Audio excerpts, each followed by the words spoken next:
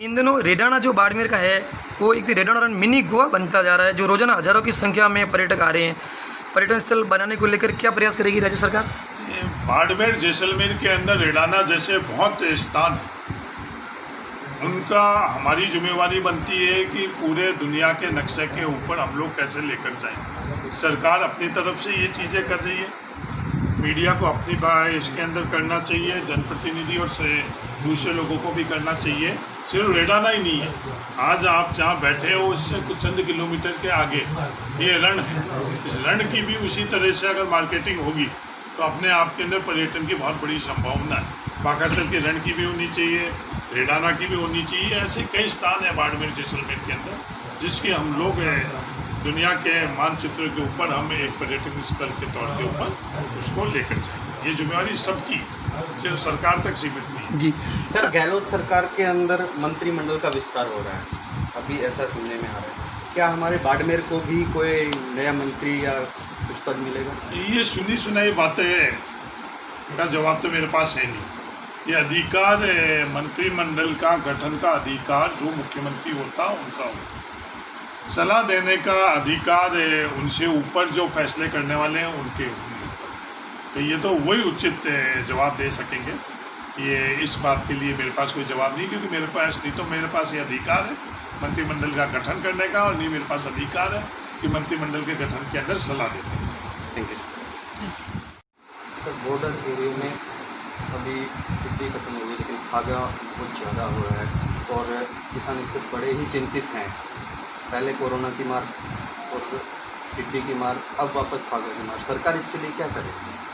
टिड्डी का जो जहाँ से शुरुआत हुई लाल सागर में, इस वर्ष बहुत बड़ी आशंका थी कि बड़ी मात्रा के अंदर टिड्डी दूसरे देशों में भी और भारत में विशेषकर इस बॉर्डर वाले इलाके के अंदर आई। जो इसके लिए अंतर्राष्ट्रीय स्तर के ऊपर संस्था बनी हुई FAO, उसने सभी देशों की लगातार मीटिंग ली। हम लोगों ने भी लगातार उनसे संपर्क में हैं FAO के, और काफ़ी अच्छे स्तर के ऊपर हर देश ने टिड्डी के अंदर कंट्रोल किया। पिछले दिनों के अंदर ये आशंका थी कि पाकिस्तान के तरफ की जो टिड्डी का जो एगलिंग में जो अंडे वहाँ दिए हैं वो बड़े स्तर के ऊपर भारत के अंदर आ सकते हैं, पर लगातार उस तरफ भी इसके बारे में काम चल रहा है। WHO ने भी काफ़ी बड़े स्तर के ऊपर काम किया है, और जो लेटेस्ट है 24 अगस्त को जो FAO की रिपोर्ट आई है उसके अंदर काफ़ी हद तक वहाँ भी कंट्रोल हुआ है। तो लगभग जो आकलन है FAO का, उसमें आने वाले समय के अंदर टिड्डी का जो संभावना थी जिस स्तर पर आना चाहिए था वो इस स्तर के ऊपर टिड्डी नहीं आएगी, ये उनका कहना है। उसके बावजूद भी सरकार पूरी तरह से सतर्क है, और आपके माध्यम से मैं किसानों को भी ये संदेश देना चाहता हूँ कि आप भी सतर्क रहो, और आपके सहयोग से ही हम लोग टिड्डी को आगे नहीं बढ़ने देंगे अगर आएगी तो। एक सर बहुत बड़ी अभी आंदोलन चल रहा है, किसान आंदोलन, जो कि जोधपुर के पास में अभी बिजली को लेके, जिसमें किसानों की मांग है कि जो कोरोना में 6 महीने के बिजली बिल की माफ़ी का और जो अनुदान दिया गया था 833 रुपये, वो सरकार ने ख़त्म कर दिया है। क्या सरकार किसानों की मांग मान रही है या फिर इसको ऐसे कैसे रखा जाए? भारत सरकार के तरफ से जो पैसा राज्य सरकार को देना था हर क्षेत्र के अंदर, और विशेषकर जो भारत सरकार ने अभी प्रावधान किया है कि आप अतिरिक्त उधार ले सकते हैं, 3.5% तक का था और 5% तक का उन्होंने प्रावधान किया। उसमें ये शर्त लगाई है कि जो रिफॉर्म है जो ऊर्जा और बिजली के क्षेत्र के अंदर वो अनिवार्य तौर के ऊपर आपको करना चाहिए।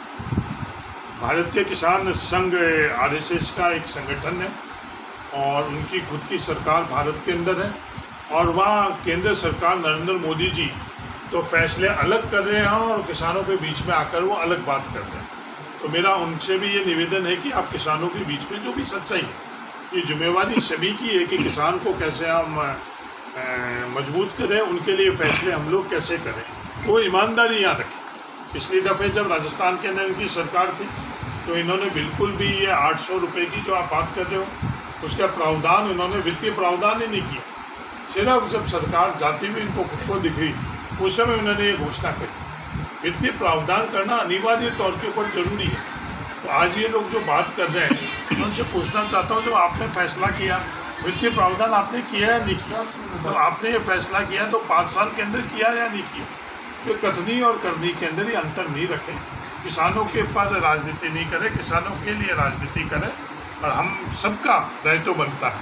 तो मैं आपके माध्यम से अपील करना चाहता हूँ केंद्र सरकार से कि जो बिजली के संदर्भ में राजस्थान सरकार को जो वो देना चाहिए, जो राजस्थान सरकार अधिकार रखती है, हक रखती है, वो वहाँ रुके नहीं और किसानों के बीच में गलत सूचना, गलत बात नहीं करे।